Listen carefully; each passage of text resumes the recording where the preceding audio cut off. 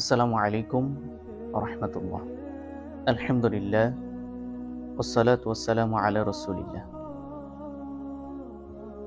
আম্মা বা'দ ফাআউযু বিল্লাহি মিনাশ শাইতানির রাজীম। বিসমিল্লাহির রাহমানির রাহিম। ক্বাদ আফলাহা মান তাযাক্কা।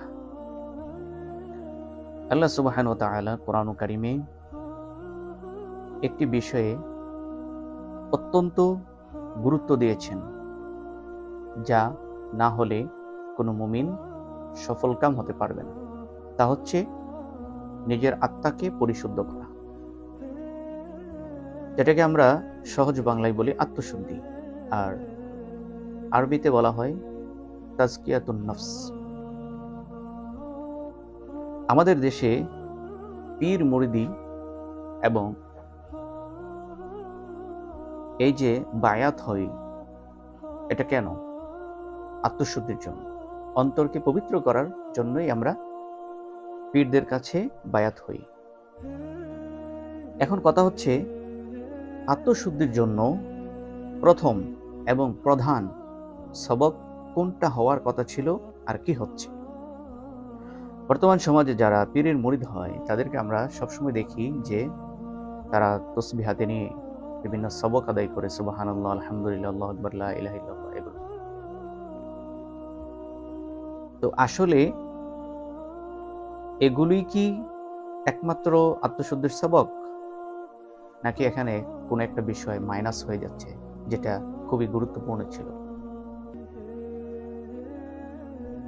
আত্মশুদ্ধির জন্য প্রথম এবং প্রধান যে সবক, তা হচ্ছে কোরআনুল কারীমের তিলাওয়াত। আত্মা পবিত্র কিনা, তাজকিয়া নফস হচ্ছে কিনা, হয়েছে কিনা, এটা বোঝার জন্য যদি কেউ কোনো মাপকাঠি দাঁড় করাতে চায়, তাহলে সেই মাপকাঠি হবে অবশ্যই কোরআন। আমরা অনেক সময় এমন অনেক লোককে দেখি যে বিভিন্ন দিনই কিতাবাদি পড়তে সে খুব আগ্রহী, ঘন্টার ঘন্টা সে বুজুর্গানে দিনের ঘটনা, তারপরে বিভিন্ন দিনই কিতাবাদি এগুলো পড়তে পারে, তার ভিতরে কোনো ক্লান্তি আসে না, অলসতা আসে না।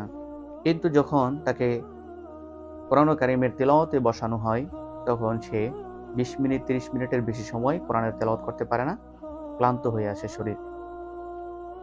এটা কি প্রমাণ করে? আত্মশুদ্ধির ঘাটতি। এবং অনেক এমন দরবারের মুরিদদেরকে আমরা দেখি যারা সবসময় তসবিহ হাতে তাসবিহ তাহলিল আদায় করে। এগুলো অবশ্যই গুরুত্বপূর্ণ, করতে হবে, এবং এগুলোর অনেক দাম, কিন্তু প্রধান জিনিসটাকে মাইনাস করে নয়। তেমন অনেক লোকদেরকে আমরা অনেক সময় বলি যে, চাচা আপনি কি কোন পীরের মুরিদ? আমি অমুক পীরের মুরিদ, এই সবক আদায় করি। আচ্ছা, কোরআন পড়তে পারেন? না বাবা, কোরআন তো পড়তে পারি না, একটু একটু পারি, বাট সহি শুদ্ধভাবে পারি না। যখন ওনাকে বলা হয়, তাহলে আচ্ছা আসেন কোরআন শিখেন, কোরআনের তালিমে বসেন, একথা বলার পরে তাদের ভিতরে তেমন একটা আগ্রহ আমরা দেখি না, তারা আগ্রহী হয় না। তাহলে আমরা কি বুঝলাম এখান থেকে? যে যতই সে অন্যান্য সবক আদায় করুক, প্রধান জিনিসটাকে মাইনাস করার কারণে তার ভিতরে ওই রকম আত্মশুদ্ধি হচ্ছে না। তা আমি যেটা বলছিলাম, আত্মশুদ্ধি, আত্মা পবিত্র হচ্ছে কিনা বা হয়েছে কিনা, এটা মাপার জন্য একমাত্র মিটার হচ্ছে কোরআন। যদি আমার অবস্থা এমন হয় যে কোরআন যখন আমি তেলাওয়াত করি, তখন ঘন্টার ঘন্টা তেলাওয়াত করতে পারি, আমার ভিতরে কোনো অলসতা আসে না, ক্লান্তি আসে না, তাহলে এটা ভালো লক্ষণ, অন্তর পবিত্র। এটার একটা আলামত হচ্ছে কোরআন তেলাওয়াত ভালো লাগা। এবং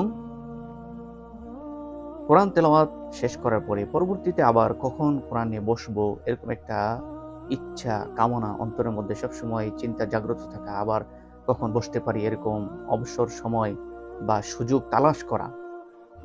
অন্তরের অবস্থা যদি এমন হয়, তাহলে অবশ্যই বুঝতে হবে অন্তরের মধ্যে পবিত্রতা চলে আসছে বা আসতেছে।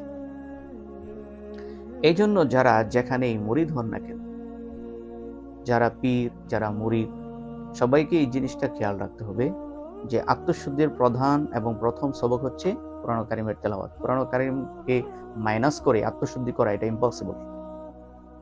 যদি কেউ কোরআন তেলাওয়াত না পারে তাকে শিখতে হবে।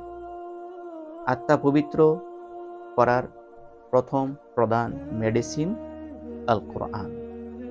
এটাকে সহিহ শুদ্ধভাবে অবশ্যই শিখতে হবে, তেলাওয়াত করতে হবে হাক্কানি ওলামায়ে কেরামের তত্ত্বাবধানে, সম্ভব হলে বোঝার চেষ্টা করতে হবে।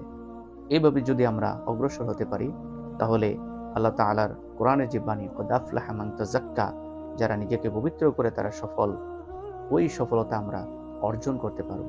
আল্লাহ সুবহানাহু ওয়া তাআলা আমাদেরকে কোরআনের সাথে সম্পর্ক তৈরি করার তৌফিক দান করুন। আমিন। ওয়া আখিরু দাওয়ানা আনিল হামদুলিল্লাহি রাব্বিল আলামিন।